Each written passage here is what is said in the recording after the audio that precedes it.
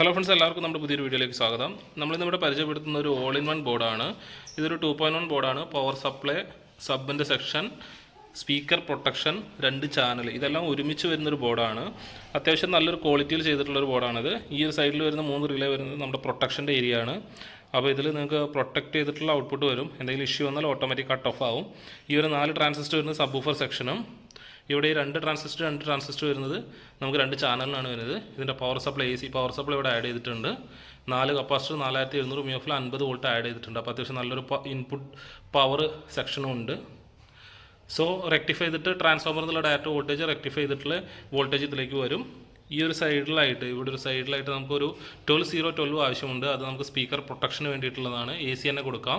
ഇപ്പോൾ ഈ 2 സെക്ഷനിൽ നിങ്ങൾക്ക് ഡയറക്റ്റായിട്ട് AC കൊടുക്കാം. 24/24 10 ആമ്പിയറും 12/12 ഒരു 2 ആമ്പിയറും കൊടുത്താൽ തന്നെ ഈ ബോർഡിലേക്കുള്ള എല്ലാ പവർ സെറ്റപ്പുമായി.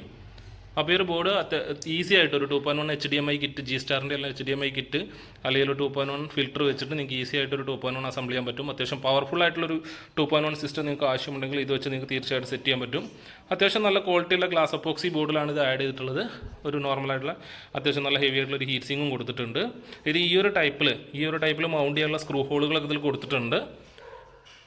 തിരിച്ചും നിങ്ങൾക്ക് മൗണ്ട് ചെയ്ത് ഉപയോഗിക്കാൻ പറ്റുന്നതാണ്. 2 ടൈപ്പിലും മൗണ്ട് ചെയ്യാൻ രൂപത്തിലാണ് ഇത് ഡിസൈൻ ചെയ്തിരിക്കുന്നത്. അപ്പോൾ ഈ ഒരു ആംപ്ലിഫയറിൻ്റെ ജസ്റ്റ് ഒന്ന് വർക്കിംഗ്, ഇതിലേക്ക് ഇൻപുട്ട് കൊടുത്തിട്ട് ഇതിൻ്റെ ജസ്റ്റ് ഒരു വർക്കിംഗ് നമുക്കൊന്ന് ചെക്ക് ചെയ്ത് നോക്കാം. ഹലോ ഫ്രണ്ട്സ്, ഞാൻ ഈ ബോർഡിലേക്ക് ഇതിൻ്റെ കണക്ഷൻസൊക്കെ ആഡ് ചെയ്തിട്ടുണ്ട് നമ്മുടെ 2.1 ബോർഡിലേക്ക്. അപ്പോൾ അതിലെ ബാക്കിൽ നമ്മൾ പവർ, ഇൻപുട്ട്, സ്പീക്കർ ഔട്ട് എല്ലാം അതിൽ കൊടുത്തിട്ടുണ്ട്. അപ്പോൾ ഇതിലെ കണക്ഷൻസ് ജസ്റ്റ് ഒന്ന് നമുക്ക് പവർ ഓൺ ചെയ്തിട്ട് ഇതിൻ്റെ വർക്കിംഗ് എങ്ങനെ നമുക്കൊന്ന് നോക്കാം. അപ്പോൾ ഞാനിതിൽ പവർ ഓൺ ചെയ്യാൻ പോവാണ്.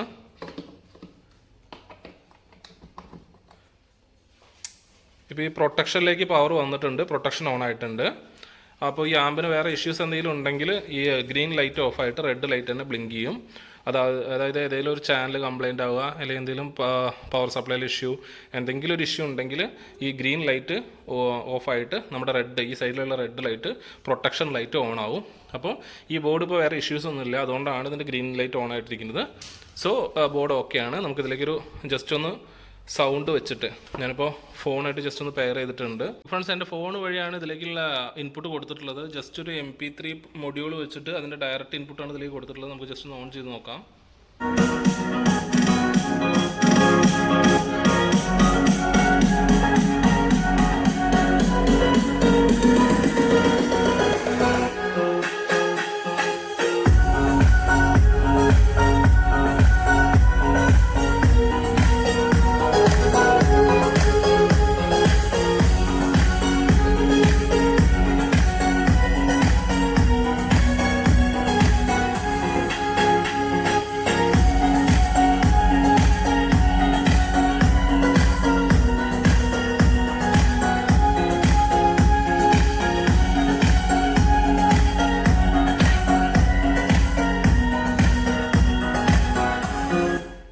ഇപ്പോൾ ഇതിൽ സബിൻ്റെ ഫിൽറ്ററോ ബാസ്റ്റബിളോ ഒന്നും കൊടുത്തിട്ടില്ല, എന്നാലും നല്ല ക്ലാരിറ്റി തരുന്നുണ്ട്. ഇപ്പോൾ നമ്മുടെ സബ് വൂഫറിൻ്റെ ഒക്കെ നല്ല വർക്കിംഗ് അറിയണമെങ്കിൽ ഇതിൽ സബിൻ്റെ ഫിൽറ്ററൊക്കെ കൊടുത്താൽ അതിൻ്റെ ഫുള്ള് ഔട്ട്പുട്ട് പവർ നമുക്ക് കിട്ടുള്ളൂ. പക്ഷേ നിങ്ങൾക്ക് ഒരു 8 ഇഞ്ച് 10 ഇഞ്ച് 2 സ്പീക്കറും 12 ഇഞ്ച് നോർമൽ സബ് വൂഫറുകൾ, 12 ഇഞ്ച് ഒരു സബ് വൂഫറൊക്കെ വെച്ചിട്ട് നല്ലൊരു സിസ്റ്റം അസംബിൾ ചെയ്യണമെങ്കിൽ തീർച്ചയായിട്ടും നിങ്ങൾക്ക് ഈ ഒരു ബോർഡ് സെലക്ട് ചെയ്യാം. അത്യാവശ്യം നല്ല ക്വാളിറ്റി ഉള്ളൊരു ആംപ്ലിഫയർ ബോർഡാണിത്.